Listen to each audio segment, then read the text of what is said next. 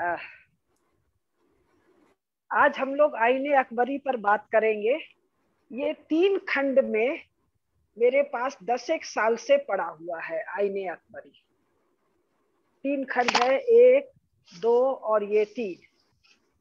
इसके अलावा मेरे पास ये बाबरनामा भी पड़ा हुआ, इतना मोटा। इसके बाद ये तुजुके जहांगीर भी पड़ा हुआ है। ये इसके 2-3 वर्जन है। तो इनको पढ़ने का कलेजा मेरा नहीं था, लेकिन ऐसे ही एक दिन दुखी दुखी बैठी हुई थी तो बाबरनामा पढ़ा और ये इतना मजेदार निकला। तो मैंने समीर मोहन जी से कहा कि समीर मोहन जी का फोन आया था, तो एक कार्यक्रम की चर्चा की, ईस्ट इंडिया कंपनी के क्लर्कों की करतूत और मुस्लिम इतिहास का बिजूका, ऐसा कुछ नाम दिया है। उसके बाद अभी इस मंगलवार को ये हाथ में आया। उस दिन भी मन कुछ दुखी दुखी था, ये हाथ में था तो इसका पन्ना पलटने लग गए। मंगल और बुधवार 2 दिन मैंने पढ़ा है। ये जो निशान आप देख रहे हैं क्लिप वाला, इतना कोई 4 घंटे में पढ़ा है, ये आधा बाकी है। इसके बाद मैंने पढ़ना बंद कर दिया कि जो उसका एक होता है ना, मूड होता है, एक उसका फ्लेवर होता है, वो ज्यादा पढ़ूं तो गड़बड़ा ना जाए। तो इस कार्यक्रम को करना था बृहस्पतिवार को ही, किन्हीं कारणों से आज शनिवार को हो रहा है। तो जब पढ़ा तो दिमाग चकरा गया, क्योंकि हो क्या रहा है पिछले 100-125 साल में इतिहास और बहुत से विषयों के नाम पर हम इम्प्रेशन से गाइड हैं, छवियों से गाइडेड है मतलब निर्देशित है, संचालित है। वास्तविकता किसी को कुछ नहीं पता है।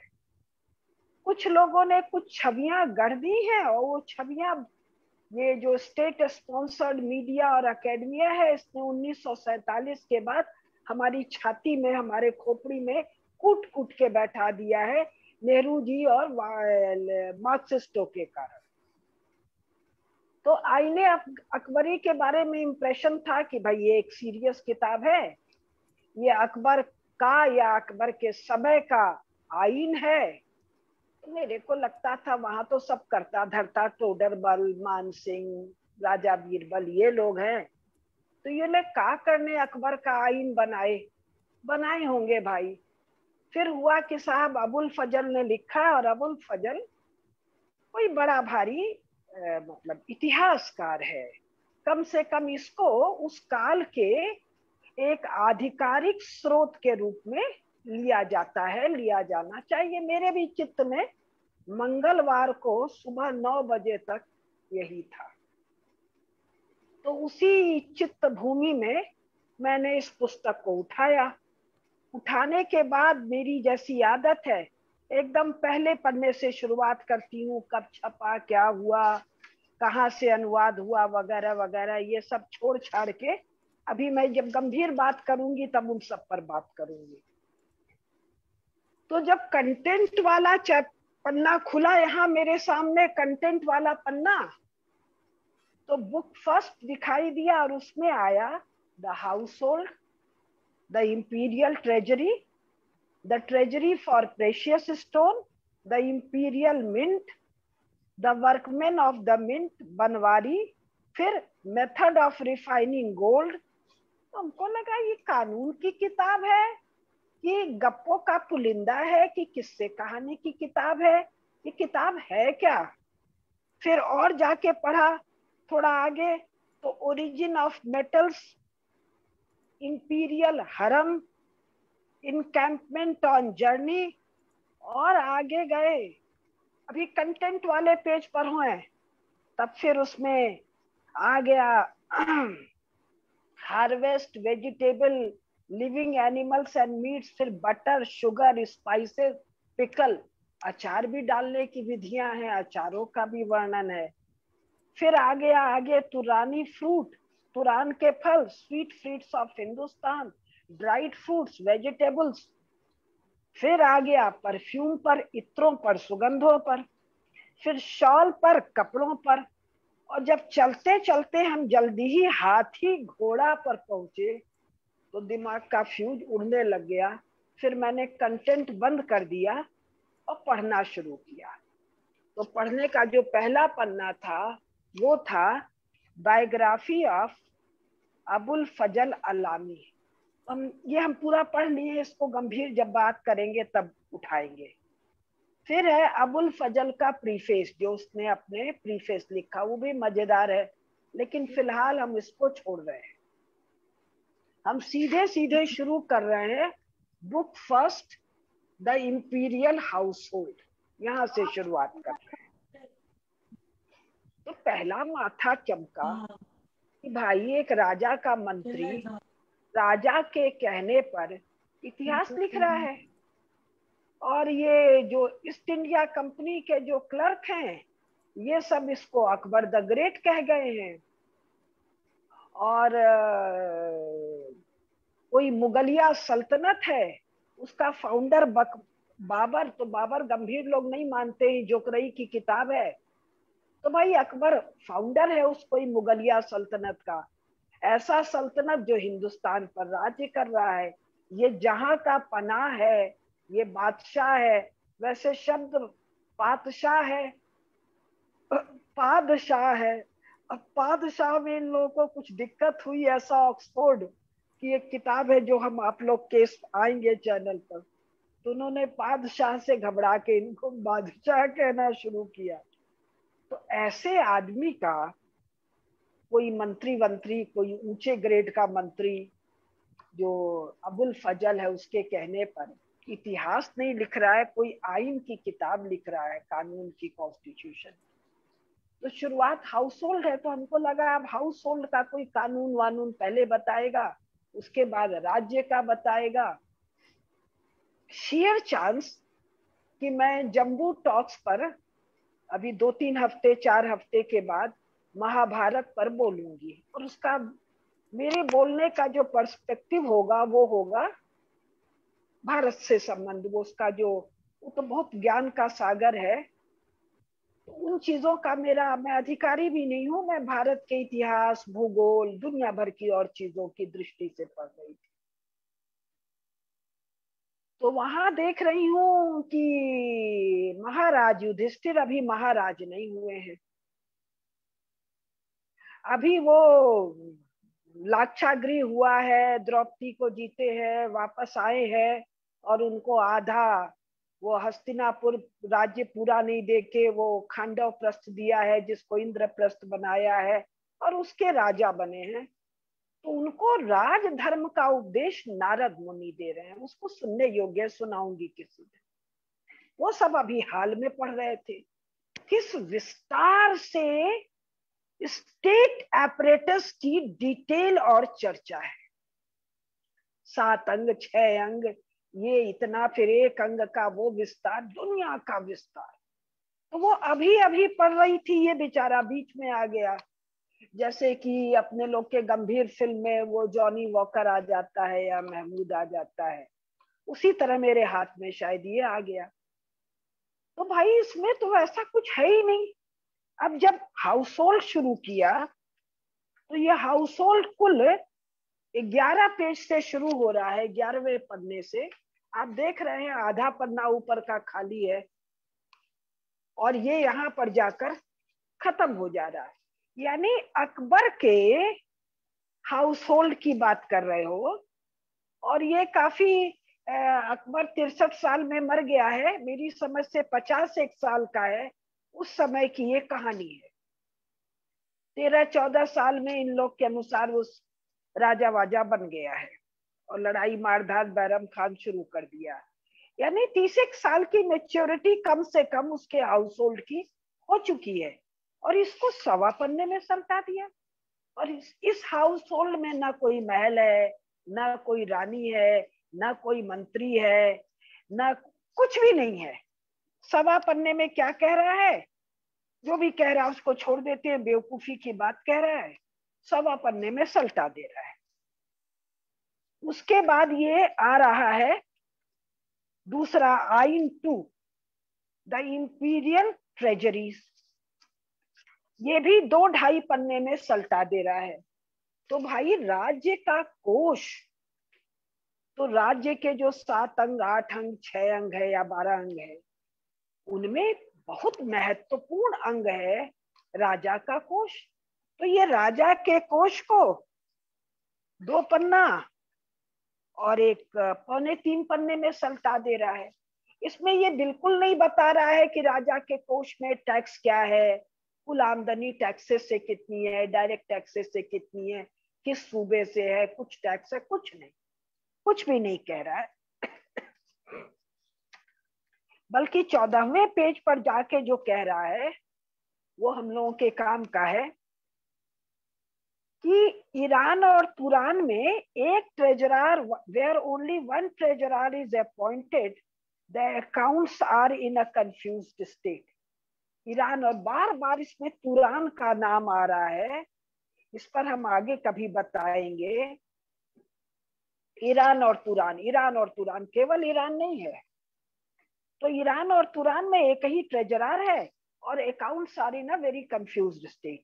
But here in India the amount of the revenue is so great and the business so multifarious that 12 treasurers are necessary for storing the money, 9 for the different kinds of cash payments, and 3 for precious stones, gold and inlaid jewelry. The extent of the treasury is too great. यहाँ ध्यान देने की बात है कि ये जो अबुल फजल है ये भारत का नहीं है। भारत से यहाँ तात्पर्य है वो दिल्ली के आसपास का इलाका। ये भारत के इस दिल्ली के आसपास के इलाके के पश्चिम इलाके से आया हुआ आदमी है। तो इसलिए ईरान, तुरान और हिंदुस्तान, ये 3 शब्द का ये बार बार प्रयोग करता है।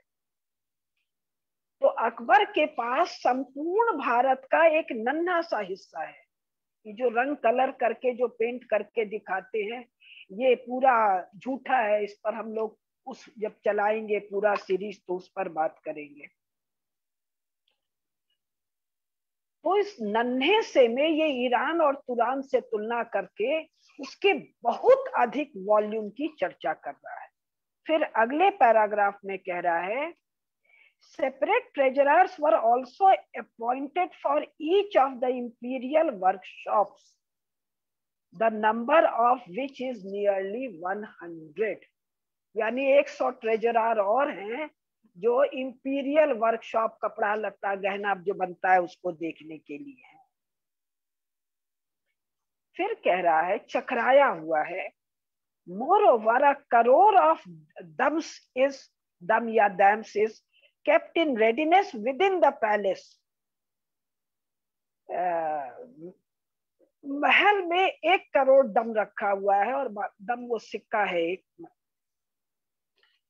और बाकी सब अलग जगह है। और वो 1-1 हजार के मतलब एक थैले में 1000 रखा हुआ है, और इस थैले को हिंदी का सहस कहते हैं। अब देखिए यहाँ थोड़ी गंभीर बात भी हो जाए। अकबर के समय हिंदी तो था ही नहीं शब्द। हिंदी तो 19th सेंचुरी फेनोमेना, अवधि है, ब्रजभाषा है, बाकी सब है।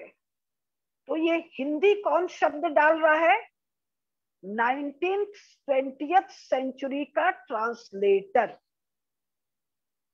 तो ट्रांसलेटर का यहाँ पर तो एक नन्हा सा दिखाए, हम बहुत जगह दिखाएंगे कैसे ये पूरे परसेप्शन को डिस्टोर्ट करते हैं। खैर हमारे लिए काम का है कि अकबर के यहाँ संस्कृत शब्दों की कितनी प्रचुरता है, विस्तार से आगे आएगा। फिर कह रहा है आइन 3 क्या हो गया, ट्रेजरी फॉर प्रेशियस स्टोन। और treasury for precious stone 1 page से जरा ज्यादा में सल्टा दे रहा है।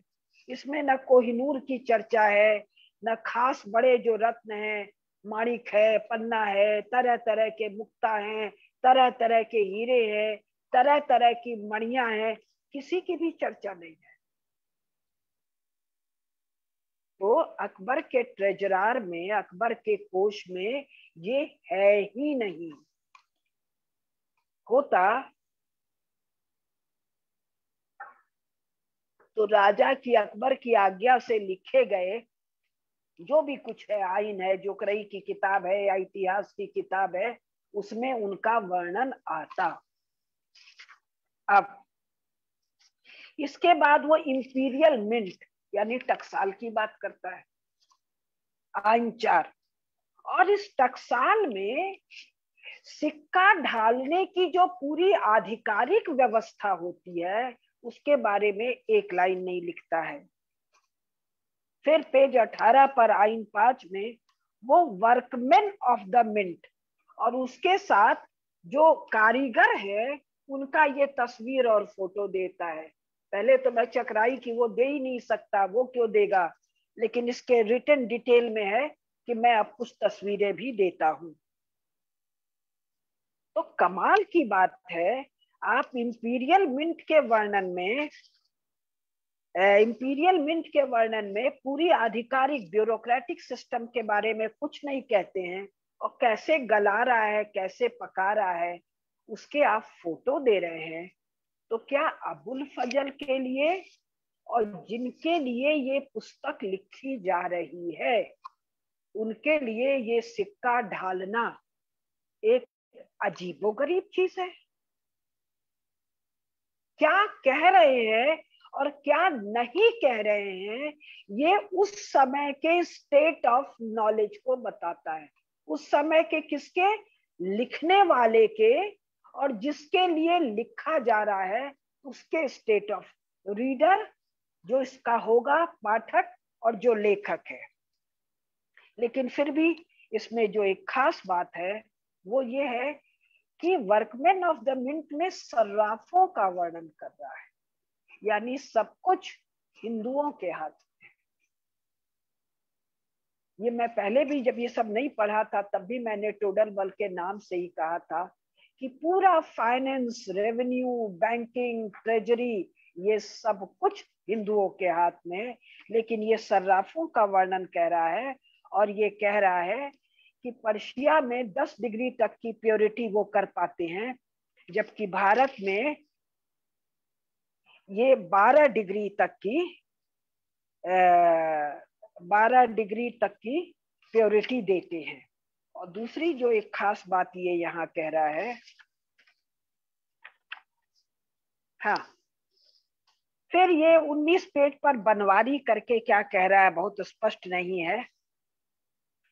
This Hind word which is not given in the dictionary means the testing of gold, gold को जांचना। तो इसमें ये कह रहा है कि यहाँ के जो सर्राफ हैं वो केवल सोने को देख कर बिना कसौटी पर कसे हुए ब्राइटनेस ऑफ द मेटल और उसके कलर से उसकी डिग्री ऑफ प्योरिटी बता देते हैं। तो 2-4 ये अपने लोगों के काम की चीज है। दूसरा वो ये कह रहा है इसी में कि अकबर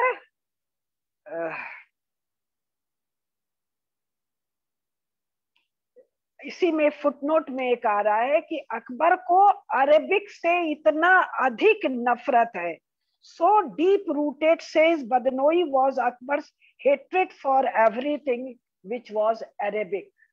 ध्यान देने की बात है, आप इसको मुगल काल बता रहे हो, मुसलमान बता रहे हो, और आप कह रहे हो कि पैगंबर साहब के समय से ही अरेबिक लिंगुआ फ्रैंका है। ये सारे अंग्रेज गाना गा रहे हैं कि अरेबिक लिंगुआ फ्रैंका है पूरे उम्मा के, पूरे इस्लामिक वर्ल्ड के, इजिप्ट से लेकर, या बल्कि ये तो कह रहे हैं मोरक्को से लेकर स्पेन, मोरक्को, ट्यूनिशिया, इजिप्ट, पूरा ये मिडिल ईस्ट से लेकर इधर तक सबका लिंगुआ फ्रैंका अरेबिक है। और ये जो इतनी किताबें मैंने दिखाई, ये एक किताब भी अरेबिक में नहीं है, ये तुर्की का एक साइड ब्रांच चगताई में लिखी हुई किताब है। तो इन किताबों को बारीकी से देखने से ये जो बहुत सारे इमेजेस, इंप्रेशन, फॉल्सहुड जो 1920th सेंचुरी में अंग्रेजों ने खड़ा किया है भारत में, वो धुआं धुआं होके उड़ जाता है कि अकबर को अरेबिक से नफरत है, आगे आएगा। एक एक अरेबिक चीज उन्हें नहीं देता, जो आ गया उसका नाम कैसे बदलवाता है उसका भी वर्णन है। अच्छा, अब अचानक पेज 21 पर टकसाल उकसाल खत्म हो गया। अब मैनर ऑफ रिफाइनिंग गोल्ड आ गया कि गोल्ड को कैसे रिफाइन कर रहे हैं। तो इसमें गोबर की बात कर रहा है, गाय की बात कर रहा है। वो भी गाय का जो जंगल में कंडा है, उस कंडे को लाके 12 बार जलाओ, 15 बार जलाओ। तो भैया तुमको सराफे की दुकान खोलनी है क्या कि किस कंडे में, किस उपले में, कहां से इकट्ठा करो और कहां से जलाओ। एनीवे, पेज 22 पर एक मजेदार जानकारी है जो हमको गौरव देती है। इन Iran and Turan they cannot cut pieces without a proper anvil. Anvil मतलब वो क्या बोलते हैं, उस पर पटक पटक के मार मार के जो पीट पीट के तोड़ते हैं। In Iran and Turan they cannot cut these pieces without a proper anvil, but Hindustani workman cut them without such an instrument. किसी एनविल की जरूरत नहीं है। So exactly that there is not a difference of a single year. यानी अब इससे मैंने जो समझा, लगे हाथ थोड़ा किस बात से क्या समझते हैं ये भी बताते जाए। अब वो हाथी वाथी अभी आएंगे और आगे आएगा तब हाथ से रस आ जाएगा। इसका मतलब सोना और चांदी, ये प्रेशियस मेटल हैंडल करना हमारी मोनोपोली है, हमारी एक्सपर्टीज है। ये मैं नहीं कह रही हूं, हमारी मोनोपोली है। ईरान और तुरान भी हमारा ही है, हमसे सटाई हुआ है। ईरान भारत का ही अंग है, लेकिन यही क्षेत्र precious metal, jewels, James handle करना जानता है। इसमें भी आगे बहुत संदर्भ आएंगे। और कब से जानता है? हजारों साल से नहीं, लाखों साल से। अब फिर बहुत सा पन्ना हम छोड़ते चल रहे हैं थोड़ा तेजी से।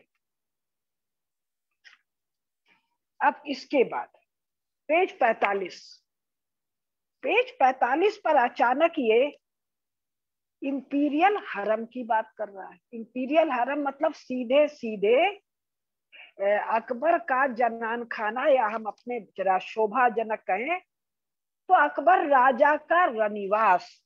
लेकिन कमाल का बात है कि इस रनिवास का वर्णन 2 पन्ने में है, और 2 पन्ने के वर्णन में न तो रानी का नाम है, न राजा की माँ का नाम है, न बुआ का, न चाची का, न पटरानियों का, न रानियों का,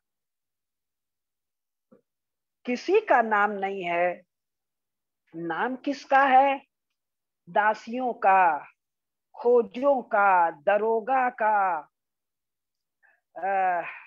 उन पर जो कंट्रोल वंट्रोल करने वाले, जो खोजा मतलब इनक्स का। इनक्स को क्या बोलेंगे? जिस किन्नर तो गलत शब्द है, जनकों का, हिंजड़े हिंजड़े। तो रनिवास में इनका इनका वर्णन है। कमाल की बात है। पहले तो आइन में ये आना ही नहीं चाहिए था। आता तो इंपीरियल हरम रनिवास के नियम कायदे कानूनों की बात आता, या अकबर ने भारतीय रनिवासों में जो भी नियम कायदे पद्धति हैं उनमें कुछ चेंजेस किए होते, उसका वर्णन आता। ये कोई वर्णन नहीं है। फिर इनकैम्पमेंट ऑफ जर्नी है, ये सब हम छोड़ रहे हैं। हाँ, फिर ये बात करता है कि यात्रा करता है राजा। तो अगर राजा यात्रा करता है तो राजा के यात्रा का तो बहुत विशद व्यवस्था होगी, जिसमें कम से कम 10-20 हजार लोग साथ चलते होंगे। साधारण यात्रा में, विशेष सेना की यात्रा है, उत्सव की यात्रा है, तो 50,000, लाख, 1.5 लाख आदमी चलते होंगे। उनकी क्या व्यवस्था है, कैसी व्यवस्था है, कोई वर्णन नहीं है। 1 सवा पेज में निपटा दिया। फिर इनकैंपमेंट ऑफ द आर्मी, यानी फौज जो डेरा डालती है उसका वर्णन है पेज 49 पर। पेज 49 पर ये देखिए, आधे पेज से यहाँ ये शुरू हो रहा है और यहाँ पर खत्म हो जा रहा है, यानी पौन पेज में आर्मी के डेरा डालने का वर्णन सलट गया। अब आ रहा है अगला, अभी है आर्मी का डेरा डालना, अब पेज 50 पर सीधे आ जा रहा है ऑन इल्यूमिनेशन, यानी रात को रोशनी कैसे करते हैं। अब रात को जो रोशनी करते हैं तो मोमबत्ती और मोमबत्ती दान पर 1 पेज, 2 पेज, 2.5 पेज है और 2.5 पेज के साथ ये तस्वीरें हैं। तो ये कुछ विचित्र सा ऐसे एक व्यक्ति के द्वारा लिखा गया जिसको राज नियम का ABCD नहीं पता है, एक ऐसे राजा के लिए, बादशाह के लिए लिखा गया जिसको राज नियम का ABCD नहीं पता है। जो श्रोता हैं, तय बात है, श्रोता इधर उधर से भाग के आए हुए मुसलमान हैं, कोई तुर्की से आया है, कोई समरकंद से आया है, कोई फरगना से आया है, कोई ईरान तुरान से आया है, कोई अफगानिस्तान से आया है। इन लोगों को क्या इन चीजों की जानकारी नहीं है? अब इतना विस्तार से वर्णन कर रहा है। हाँ, इसमें सूर्यकांति मणि की भी चर्चा कर रहा है, चंद्रकांति मणि की भी चर्चा कर रहा है और कह रहा है कि ऐसे भारी भारी कैंडलस्टिक मतलब मोमबत्ती हैं जो 10 मन के हैं। 10 मन का मोमबत्ती, उस जमाने में तो भारत में दिया जलता था, मोमबत्ती तो जलती नहीं थी।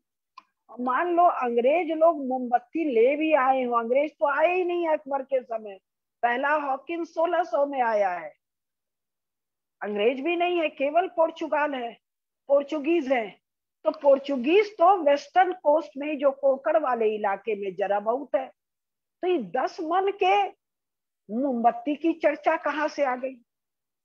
10 मन का मोमबत्ती, ये किताब का ट्रांसलेटर जो है इसने डाल दिया क्या? 10 मन का मोमबत्ती उठ के कहाँ रखा जाएगा, उसका मोमबत्ती दान क्यों होगा? तो इससे एक चीज ये भी समझ में आता है कि जो कहते हैं ना, take this description with a pinch of salt, तो ये पिंच ऑफ सॉल्ट वाला मामला नहीं है। दाल काली नहीं है, दाल में काला नहीं है, दाल ही काली है। ऐसे इनके वर्णनों को जब बारीकी से देखते हैं तो लगता है इसमें। अच्छा, फिर एक लिख रहा है उसी में पेज 51 पर, व्हाइट वैक्स कैंडल्स 3 यार्ड्स, 3 गज, 3 गज मतलब 9 फीट की मोमबत्ती। अब अगर मान लो कहीं बना भी हो तो अकबर के प्रधानमंत्री को या प्रमुख मंत्री को रनिवास का वर्णन नहीं ठीक से कर रहा है, रानियों का नाम नहीं दे रहा है, सेनापतियों का नाम नहीं दे रहा है, फौज जब डेरा डालती है उसका वर्णन निपटा के ये वर्णन कर रहा है, ये वर्णन ये कर रहा है, तो बेवकूफी, और ट्रांसलेटर ने घुसा दिया है तो कहना ही क्या।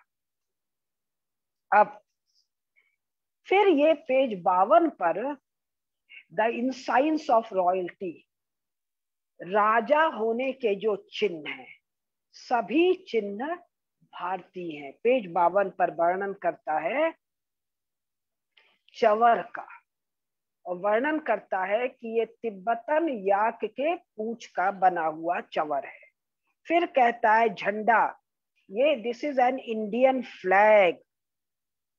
फिर कहता है कि सूर्य देवता की बड़ी बड़ी तस्वीरें गेट पर और दीवालों पर राजाओं के लगती हैं, जो रात में चमकने लगती हैं। फिर कह रहा है कि वो जो नगाड़े और वाद्य बजते हैं जैसे हिंदू राजाओं के यहाँ, वैसे अकबर ने ये शुरू कराया, क्योंकि इस्लाम में म्यूजिक, संगीत कुफ्र है, लेकिन ये कह रहा है शुरू करा रहे हैं। अब इतना कहने के बाद इन साइंस ऑफ रॉयल्टी एक 1.25 पन्ने में कर पुरा के बात खत्म हो जाता है। यानी साइंस ऑफ रॉयल्टी में सिंहासन की बात होनी चाहिए थी। साइंस ऑफ, अच्छा, जो रॉयल्टी बता रहा भी है, छत्र है, चवर है, सब भारतीय रॉयल्टी बता रहा है। इस्लामिक क्या है? कुछ नहीं। कितने प्रकार के सिंहासन है, कहाँ बैठा जाता है, कहाँ क्या होता है, कुछ नहीं। नगाड़ा वगाड़े का जरूर फोटो, और नगाड़ा बनाने और नगाड़ा और तुरही वालों का तस्वीर दे रहा है। अब ये तस्वीर इसी ने दिया है या इसने ट्रांसलेटर ने दिया है, नहीं पता। अब इसके बाद फिर बहुत सी चीजें छोड़ रही हूँ। अब एक मजेदार इसमें जानकारी है, एक लाइन कह के क्या आगे चल दे रहे हैं पेज 57-58 पर, कि गंगा जी का जल पीता है, ये तो अपने लोग को पता ही है। गंगा जी के जल को लाने की कैसी बड़ी व्यवस्था है। केवल गंगा जी के जल लाने की व्यवस्था पर मैं एक दिन एक टॉक दूंगी। और दूसरा जो कह रहा है कि पानी को ठंडा रखने की विधियां, यानी ये अकबर के समय का जो वर्णन है, ये भारतीय विधियां हैं। और दूसरा, स्नो और आइस हिमालय से पंजाब में, काबुल में, दिल्ली में और आगरा में आ रहा है। और ध्यान दीजिए, ये जाड़े के दिन में नहीं आ रहा है, ये गर्मी के दिन में आ रहा है। और गर्मी में 6-7 हजार फीट से नीचे बर्फ है नहीं हिमालय में। तो हिमालय में 6-7 हजार फिर नीचे बर्फ उतार के हरिद्वार तक आए, फिर हरिद्वार से वो बर्फ दिल्ली आए, काबुल आए, लाहौर आए, तो वो परिवहन की कैसी व्यवस्था होगी। ये तो अपने लोग के काम का है। लेकिन आइन में उसका मंत्री बर्फ लाने की अगर चर्चा कर रहा है, तो इससे ये तो पता चल रहा है कि ये सारा मामला इसके लिए बहुत भारी अजूबा है। जिन लोगों के लिए ये पुस्तक लिखी जा रही है उनके लिए अजूबा है, लेकिन ये राजकाज का विषय तो नहीं है, न कानून का विषय है, न राजधर्म का विषय है, और न राजनीति का विषय है। अब पेज 59 पर अचानक आ जाता है इंपीरियल किचन। अब राजा के खाने की व्यवस्था आ जा रहा है। इसमें वो एक पैराग्राफ वर्णन कर रहा है कि राजा तो भाई दिन में कुल एक टाइम खाता है, लेकिन व्यवस्था ऐसे, और खाने का कोई टाइम भी तय नहीं है, लेकिन जैसे ही वो आवाज देता है 1 घंटे के अंदर 100 प्रकार का भोजन उसके सामने सर्व हो जाता है। ये भी आइन का विषय नहीं है। अच्छा, इसके बाद जो मजेदार है कि इसका थाली पैक होके कैसे आता है। 2-2.5 पन्ने में वर्णन है। ये थोड़ा सा हम पढ़ के बताएंगे आपको। पहले तो जो भोजन है कौन कौन खाता है, वो जहर के कारण तो जूठा भोजन आता है। खाना बनाने के लिए इसको सही सलामत सही खाना मिल जाए, ऐसा इसके रसोई में विश्वस्त लोग नहीं है, घर की महिलाएं नहीं है, इनके रिश्तेदार नहीं है, आदमी लगे हुए हैं। तो कोई मीर बकवाल है जो खा पी के भेजता है। The gold and silver dishes are tied up in red cloths and those of copper and china in white work. आगे वर्णन है कैसे गांठ बांध के, कपड़े में बांध के राजा को खाना भेजते हैं। तो खाना कभी गर्म तो इसके पास आता ही नहीं है, कपड़े में बंद बंद के, और उस पर सील लगता है। किसके किसके हाथ से छुआ जाता है, कहाँ कहाँ से होके आता है। और 100 खाने में सील लगा और 100 खाना अगर खुला, तो क्या अकबर हरदम ठंडा बासी ही खाना खाता था। अब पेज 61 पर अब आनंददायी कुछ चर्चा शुरू होगी। रेसिपीज फॉर डिशेस, खाना बनाने की विधियां। तो खाना बनाने की विधि में आइन 24 में वो कहता है, पहला है जर्द बिरिंज। उसमें कहता है इतना चावल लगेगा, इतना शुगर कैंडी लगेगा, मात्रा दिया, इतना घी, फिर किशमिश बादाम पिस्ता, फिर इतना सा सॉल्ट, फिर इतना जिंजर, इतना सैफरन, इतना सिनेमन। भाई तू रसोईया है कि तू आइन लिख रहा है? और ध्यान दीजिए कि पेज 61 पर शुरू हुआ है, आप लोग देख पा रहे हैं शायद, कितना डिटेल में दिया है। तबला दलाल की पाक कला जो होती है, आधा इंच जिंजर, उस डिटेल में ये देख रखा है। और फिर लिखा है this will make 4 ordinary dishes. इतना सामान से जो बनेगा वो 4 आदमी के खाने के लिए है। तो रॉयल रेसिपी 4 आदमियों का बनता है क्या? फिर आगे और दिया है, फिर दूसरा, पहले डिश में फिर ये वर्णन, इतना वर्णन आया है इतने सामान का। फिर दूसरे में आया है काबुली, काबुली में 50 सामान डाला है जिसकी मात्रा दिया, केवल सामान का नाम नहीं दिया है। आधा चम्मच सॉल्ट, 1.5 अनियन, आधा चम्मच जिंजर, आधा दालचीनी, 3 चम्मच, अब एस लिखा है, वो चम्मच है, कटोरा है, सिकोरा है, क्या है नहीं पता। फिर बिरयानी का वर्णन कर रहा है, बिरयानी कैसे बनता है। फिर ब्रेड का वर्णन कर रहा है, तो ब्रेड के वर्णन में कह रहा है कि साहब 10 हिस्सा कोई आटा है, 5 हिस्सा 5 मिल्क है, 1.5 घी है, आधा सॉल्ट है, सब मिला के जो आटे को बनाते हैं और इसको एक लोहे के ऑन एन आयरन प्लेट, एक लोहे के प्लेट पर सेकते हैं। और फिर एक जगह बताता है कि जो कोर्ट में जो रोटी बनती है राज दरबार के लिए, उसमें आधा मन मैदा होता है, आधा मन आटा होता है, आधा मन या पता नहीं, और बाकी सब चोकर होता है, भूसा होता है। तो बिरयानी हो गया, काबली हो गया, फिर ब्रेड बना दिया इसने। अब आगे सुनते जाइए। अब अकबर जो है, वो आप लोग को शायद नई जानकारी होगी, वो मांस नहीं खाता है। और वो लिखा है कि बहुत कई कई दिन है जिस दिन वो मांस नहीं खाता है, पेज 64 पर। और कहता है he would at once totally abstain from meat. रवि शुक्रवार को नहीं खाता है, रविवार को नहीं खाता है, सोलर महीने के पहले दिन नहीं खाता है, चंद्र और सूर्य ग्रहण के दिन नहीं खाता है, 2 व्रत के बीच वाले के दिन नहीं खाता है, रजब महीने के सोमवार को नहीं खाता है, हर सोलर महीने के फीस्ट डे को मांस नहीं खाता है, फरवादीन का कोई महीना है वो पूरे महीने नहीं खाता है, अबन का कोई महीना है उसके दिन भी मांस नहीं खाता है। अब राजा किस दिन मांस नहीं खाता है, इसके बाद तुरंत पेज 65 पर आ जाता है आइन 27, statistics of the price of certain article. अब ये अचानक सामानों के मोल भाव का वर्णन करने लगता है। अब आगे अभी अचार उचार और बनवाएगा, तो ये 3-4 पन्ने पर मोल भाव लिखता है।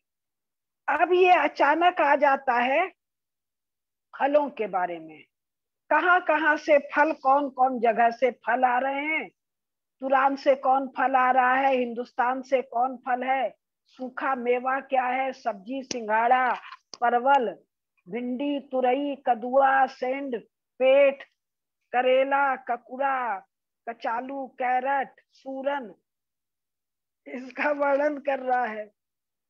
उसके बाद खट्टे फलों का वर्णन कर रहा है, फिर वैसे फल जो जरा से तीखे हैं।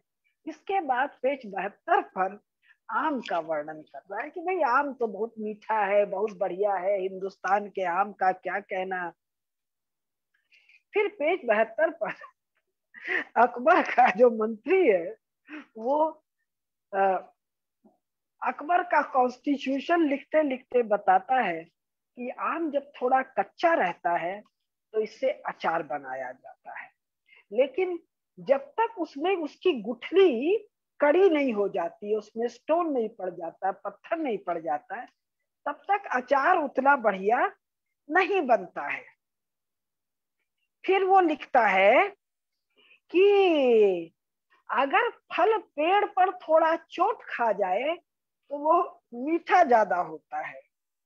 फिर वो कहता है, अचार बनाने की भी बहुत विधि बताता है। फिर वो पाइनएप्पल के बारे में बताता है, अजनास का पेड़ कैसा होता है वगैरह वगैरह। फिर वो संतरे की बात करता है, फिर वो गन्ने की बात करता है कि ऐसा ऐसा चीज है जिससे चीनी बन जाती है। फिर उसके बाद वो बेचारा आता है जैक फ्रूट पर, कि जैक फ्रूट का जो छिलका है वो कांटे ही कांटे से भरा रहता है, अपना कटहल। और फिर कहता है ये कटहल जो है ये ब्रांच पर होता है, माने तनों पर, ट्रंक पर होता है, रूट्स में होता है। फिर बहुत दुखी होके कहता है, राजा का मंत्री, अकबर द ग्रेट का मंत्री, जो सबसे जड़ के पास होते हैं वो सबसे मीठे होते हैं, लेकिन वो इतने कस के चिपके होते हैं, सो विशियस, विस्कोस, कि अगर the fingers stick together when you take them out, कि आपकी अंगुलियां आपस में चिपक जाती हैं, ये बताता है। फिर और बहुत से फलों का ये वर्णन करता है, अब सबका तो हम कहाँ तक वर्णन कर पाएंगे। फिर फ्लेवर्स का वर्णन करता है, फिर परफ्यूम का वर्णन करता है। उसके बाद पेज 81-82 पर वो महकने वाली फूलों का वर्णन करता है। सेवती है, चमेली है, मोगरा है, चंपा है, केतकी है, पादल है, जूही है, निवारी है, नरगिस है, केवड़ा है, गुलाल है। भाई, फूलों का नाम और उसका सुगंध और किस ऋतु में खिलता है, ये हॉर्टिकल्चर का तो विषय हो सकता है। अकबर का आइन कैसे है, सब तुम लोगों के लिए अजूबा है, नया है। उसके बाद पेज 83 पर अचानक शुरू हो जाता है, on the preparation of some perfume, इत्र बनाने की कला। परफ्यूम, इत्र बनाने की कला। भैया, अंग्रेज ईस्ट इंडिया कंपनी के कारकुन लोगों ने तो हम लोगों को बताया था कि वो जो जहांगीर वाली जो नूर जहां है, जो ईरान से भाग के आया था, जिसका बाप रास्ते में जन्मी थी, उसने कुछ इत्र वित्र, गुलाब गुलाब जल बनाने की कला भारतीयों को सिखाई थी। और यहाँ अकबर का मंत्री या दरबारी पेज 83, 84, 85, 86, 87, 88, 89, 90, 91, 92, 93, इतने पन्ने में भारत में प्रकार प्रकार के इत्र खाने के, लगाने के, इनका वर्णन करता है। अब इसके बाद और एक मजेदार, पेज 93 पर, अब ये सब अचानक छूट गया, अचानक आ गया wardrobe and the store for mattresses. ये कुछ भांग गाजा उजा खा के आई लिखा था क्या? ये सोचने की बात है। अभी अचार था, अभी फल था, अभी परफ्यूम था, अब राजा का कपड़ा। और क्या कहता है, his majesty pays much attention to various steps, hence Irani, European and Mongolian articles of ware are in abundance. Europe तो शब्द ही नहीं है। इसके अकबर के समय तक तो केवल पोर्चुगीज आए हैं। वो लिखेंगे, बोलेंगे तो पोर्चुगीज, पोर्चुगल का कपड़ा बोलेंगे, अगर कभी कोई चीज आया होगा तो। आने का सवाल ही नहीं। ऐसे सुगले गंदे नरक के कीड़े ये पास से गुजरे तो एक फरलांग से बदबू आती थी इनसे। तो ये यूरोपीय कपड़ा किसने डाला? ट्रांसलेटर ने डाला। पढ़ने में कैसे बारीकी से पढ़ने में झूठ पकड़ में आ जाता है। फिर ये कहता है, हाँ,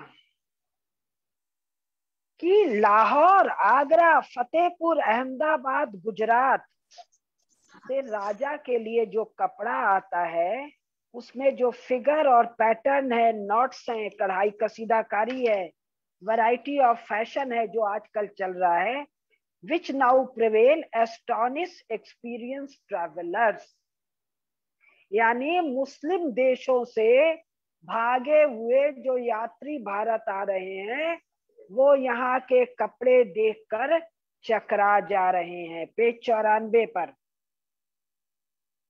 और बहुत सा चीज है, वो सब मैं छोड़ दे रही हूँ।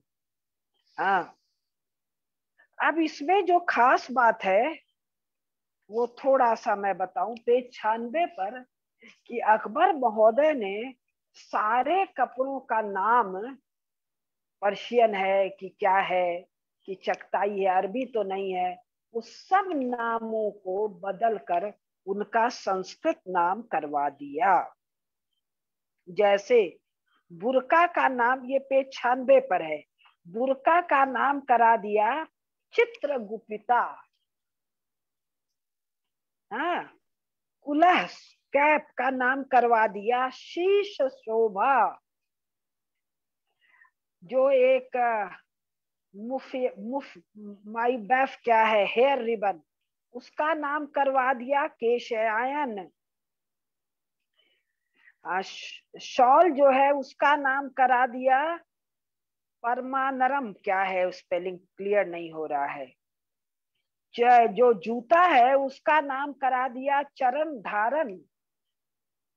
ठीक है, तो इसमें जो है वो और कह रहा है कि अकबर का प्रेडिलेक्शन फॉर हिंदी टर्म्स, पहले बताया है अकबर को अरबी शब्दों से नफरत, और हम कह सकते हैं अकबर को संस्कृत शब्दों से प्रेम। पेज 96 पर और बहुत विस्तार से दिया हुआ है। अब मैंने निशान लगाया है शायद ये सब छोड़ने के लिए, शॉल स्टफ बहुत सारी चीजें छोड़ रही हूँ मैं, जल्दी जल्दी हाथी तक पहुंचना चाह रही हूँ और दीने इलाही तक है अभी बहुत आगे, लेकिन ये सब चीज जरूरी है बताना जिस तरह मैंने डिस्कवर किया। दूसरा खास बात जो ये कह रहा है, अबुल फजल सर पटक के रो रहा है, वो पैसेजेस मैं नहीं पढ़ रही हूँ, कि अकबर अनुवाद करवा रहा है। काहे काहे का अनुवाद करवा रहा है कि और अनुवाद करने वाले लोग कौन है? किशन जोशी है, गंगाधर है, महेश महानंद है, जो संस्कृत से पर्शियन में अनुवाद करते हैं। महाभारत का अनुवाद करवा रहा है हिंदी से पर्शियन में। महाभारत का अनुवाद रजबनामा के नाम से है। रामायण का अनुवाद करवा रहा है जो रामचंद्र जी का जीवनी है, जिसमें full of interesting points of philosophy है। और एक अरथबन जो किसी वेद का नाम है वो करा रहा है। और जो असली बात है वो ये कह रहा है, महाभारत के बारे में बहुत मजेदार वो कहा है कि वो महाभारत का अनुवाद करा रहा है जिसमें दुनिया भर का दिमाग को के सारे नसों को उड़ा देने का मसाला है। और किसका किसका नाम अभी आ जाएगा, तो वो लोग कौरव और पांडव से लड़ रहे हैं। हरामखोर भी, हाँ हाँ अभी आता है, अभी आता, अभी बता रही हूँ। कह रहा है, रुको, the translation of the page 111, the translation of the Mahabharata was not quite a failure. For 2 nights his majesty himself translated some passages from Mahabharata and told Nakib Khan to write down the general meaning in Persian. The third night he associated me with Nakib Khan, and after 3 to 4 months, 2 of the 18 chapters of these useless absurdities, enough to confound the 18 worlds, 18 संसार को confound कर दे, were laid before his majesty. But the emperor took exception to my translation and called me haramkhor. Akbar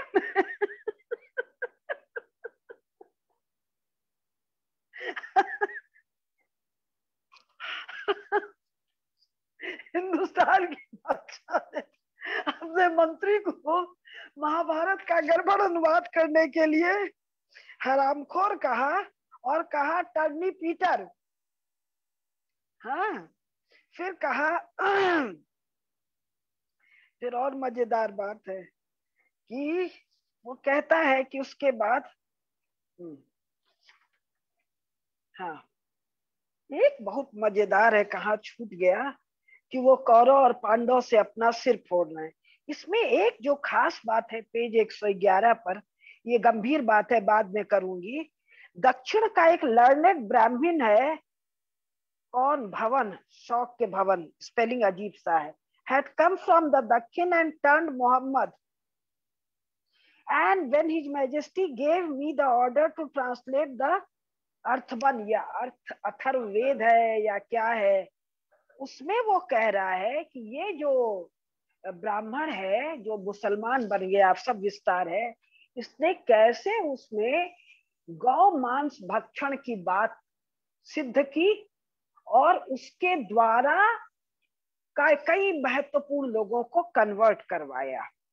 ये page 111 पर दिया हुआ है। फिर 112 पर वो कहता है कि लीलावती का अनुवाद है, most excellent work written by Indian mathematician on article arithmetic loss is Hindu वीर। पंकज जी 1 मिनट में एक चीज उठा लाऊं फिर आप लोग को बताती हूँ। 1 मिनट, बहुत जरूरी चीज है।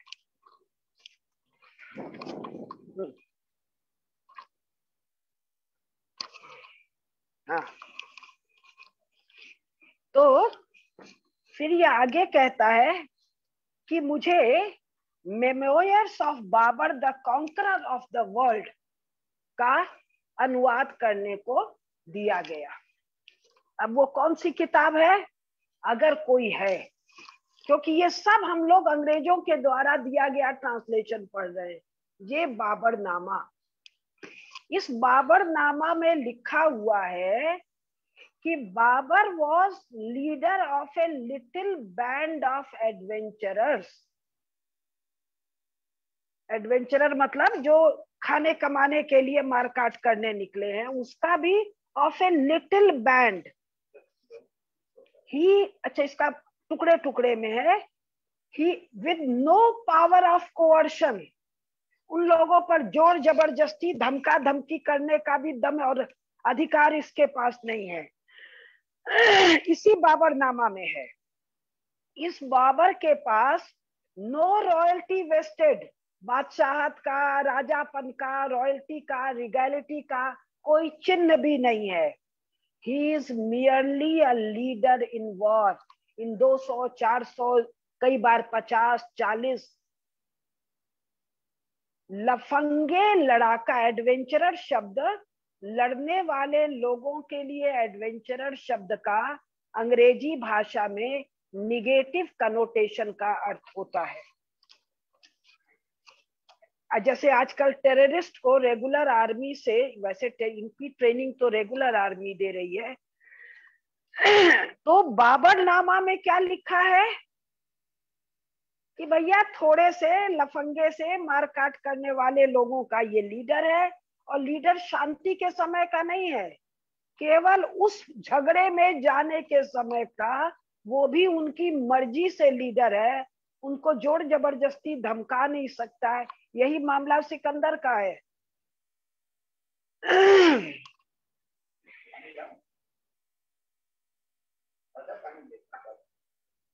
और कोई बादशाहत नहीं है और केवल वॉर टाइम में लीडर है। उसको अबुल फजल ने लिखा कि अबुल फजल के ट्रांसलेटर इस ब्लॉकमैन ने लिखा, या दोनों, कहीं कुछ लिखा ही हुआ नहीं है, मन गढ़ंत छवि। The conqueror of the world, Sikandar से के लिए मैं पूछती हूँ किस दुनिया का कॉन्करर है भाई? न दोनों अमेरिका गया, न यूरोप गया, न अफ्रीका गया, न ऑस्ट्रेलिया गया, न भारत घुमा, ये बेचारा तो फरगना से उतरा, काबुल, दिल्ली, आगरा। तो भैया तुम मियाँ लोग का इतने बड़ा दुनिया है क्या? सुई के नोक के बराबर तुम लोग की दुनिया है। फिर वो कह रहा है कल्हन का हिस्ट्री ऑफ कश्मीर का ट्रांसलेशन हुआ, नल दमयंती का, कालिया दमन वाली कहानी का ट्रांसलेशन हुआ। अभी ट्रांसलेशन करते करते अब इसमें तुरुक जहांगीर का भी बहुत बात है, वो सब हम छोड़ देते हैं। अब पेज 113 पर आर्ट ऑफ पेंटिंग पर अचानक कूद के आ जाता है। पेंट करना तो पैगंबर साहब ने कुफ्र घोषित कर रखा था। अकबर के यहाँ कुफ्र का काम हो रहा है और ये जो है ये कुफ्र का वर्णन कर रहा है।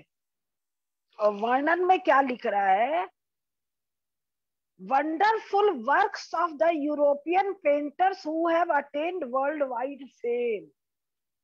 ले भैया, अब कल सब इतिहास लिखेंगे हाई कोर्ट सुप्रीम कोर्ट में कि साहब आईने अकबरी में अबुल फजल ने लिखा है कि 16वीं शताब्दी में यूरोप का विश्व प्रसिद्ध आर्ट।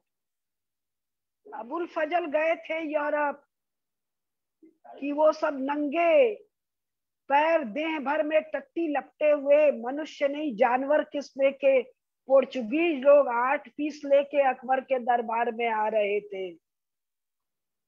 बात देख रहे हैं आप लोग, कहां से कहां क्या हो जाएगा। और फिर ये किताब सुप्रीम कोर्ट में बतौर दस्तावेज जमा कर दी जाएगी और सुप्रीम कोर्ट के हमारे न्यायाधीश लोग बाबरनामा का बीच का पन्ना पढ़ेंगे, प्रीफेस पढ़ेंगे ही नहीं। जिस प्रीफेस में कह रहे हैं इसको बाबर ने लिखा कि नहीं लिखा हमको पता नहीं। बाबर ने चगताई में लिखा, चगताई का तुर्की अनुवाद एक आदमी को मिला था। भाई तुर्क को चगताई से अनुवाद करने का कौन गरज पड़ा।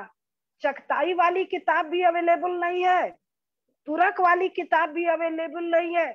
उसका एक फ्रेंच ट्रांसलेशन है, लंदन में है कि पेरिस में है, उससे मैंने अंग्रेजी में ट्रांसलेशन किया है और ये सुप्रीम कोर्ट में एविडेंस बन रहा है। तो आगे, लेकिन आगे पेज 114 में कह रहा है पेंटिंग की और बात करके, this is specially true of the Hindus, their pictures surpass our conception of things. हमारी कल्पना से बाहर है। Few indeed in the whole world are found equal to them. अगर बाई चांस अबुल फजल ने ये लिखा होगा तो ट्रांसलेटर ने पहले यूरोप वाले को भारत वाले का पिताजी बता दिया। फिर इसमें कुछ भारतीय पेंटर्स का नाम है दस्वनाथ, स्पेलिंग तो बहुत चौपट है इसलिए उच्चारण गड़बड़ हो जा रहा है। बसावन, केसुर लाल, मुकुंद, मधु जगन, अब ये तो नाम हो ही नहीं सकते हैं। मधु जगन, मधु चंद्र होगा, महेश लाल होगा, श्रीमत ये होगा, किशोर होगा, लेकिन इसमें नाम खेमकरण, तारा, सवाला, हरिबस, राम, राम तो नाम होगा नहीं, रामचंद्र होगा, राम किशोर होगा, राम प्रसाद होगा। एनीवे, अब ये कह रहा है कि साहब अकबर ने चिंगीजनामा, रजबनामा यानी कि चंगेज खान की जीवनी, महाभारत, रामायण, नल दमयंती, कालिया दमन, इन सारी पुस्तकों पर खूब सारे चित्र बनवाए। तो किताब सब चित्र सहित कहाँ है भाई। जब बाबरनामा दिल्ली में नहीं मिला, बाबरनामा अकबर आगरा में नहीं मिला, 1857 में तुम लोग कह रहे हो बहादुर शाह जफर बैठा है, तुम लोग कह रहे हो 1526 में बाबर हिंदुस्तान का बादशाह हो गया और 1857 तक बहादुर शाह जफर वहां का राजा है। और इन सालों को अपने फाउंडर की किताब धरने को जगह नहीं थी, न दिल्ली में थी न आगरा में थी। मान लो दिल्ली इन सबों की राजधानी नहीं थी, आगरा राजधानी थी, आगरा से जाटों ने भगाया तो जाके लाल किले में छिपे थे सब। ये किताब इनको जाके मिल रही है सेंट्रल एशिया में, सेंट्रल एशिया में जहां से भाग के आए तो दोबारा लौट के औलाद कभी गई नहीं। ना अकबर गया, ना वो सलीम जो बाद में जहांगीर बोला वो गया, ना मुराद गया, न ये औरंगजेब गया, न बाकी कोई गया, खाली किताब चली गई पंख लगा के उड़ के सफेद घोड़े पर सवार होके, और वहीं पर ये बाकी सब किताब उड़ के चली गई। अब फिर हम बहुत सारी चीजों को छोड़ रहे हैं, हाथी तक जाने की कोशिश कर रहे हैं, नहीं पहुंच पाए। हाँ एक चीज बता दे, 8:30 बज गया भाई, 1-1.5 घंटा और दीजिएगा हमको, एक दिन और करेंगे। पेज 120 पर अब अचानक ये सब पेंटिंग वेंटिंग के बाद आ गया बंदूक पर, गोले पर। उस समय कितनी बंदूक थी, तोप को बंदूक कह रहा है, बोल रहा है साहब ऐसी ऐसी बंदूक की गोलियां हैं, bullets are also made so as to cut like a sword। Bullet आदमी के देह में नहीं घुस रही है, वो तलवार की तरह काटती है।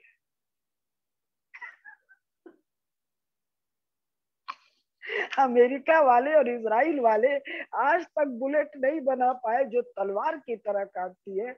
अबुल फजल अकबर के यहाँ बंदूक था नहीं था, तो अपने यहाँ शुरू से था, अपने यहाँ तो बंदूक थी, लेकिन बंदूक की गोली जाए आदमी के देह में ना घसे, तलवार की तरह काटे, ऐसा अबुल फजल गोली बनवाता है। तो आज का 8:30 बज गया, अभी तुरंत अब आ गया है पेज 123 पर द इंपीरियल एलिफेंट, जहां पर था, लेकिन आज 8:30 हो गया है। बहुत आप 10 लंबा है मिनट ले भाई। लीजिए। अब इसके तुरंत बाद हाथियों का वर्णन शुरू होगा कि हाँ, इसको हाथियों कर का लें, कर लीजिए। जो दूध पिलाने का जगह है वो स्त्रियों जैसा है, हथिनियों को भी माहवारी होती है। 16 पेज, रनिवास पर जो आदमी 1 पेज लिखा है, वो हाथी हथनी उसके प्रसव, जहांगीर वो प्रसव को बैठ के देखता था, ये कुल कथा पर 16 पन्ना लिखा है। और इसके बाद करीब 30-40 पर, उसके बाद घोड़ा है, खच्चर है, गधा है, घोड़ी को खच्चर से मीटिंग कराते हैं, और घोड़े को खच्चरी से मीटिंग कराते हैं, और खास ढंग के ये खच्चर पैदा करते हैं, ये सब वर्णन है इसमें। और इसके बाद ये पेज 171 से 222 पर फिर दीने इलाही है, जिसमें ये हरामखोर है, कुत्ता है, सुअर है। फिर 223 से फिर हाथी है। अब ये तो आज नहीं हो सकता है, ये होगा अगले दिन।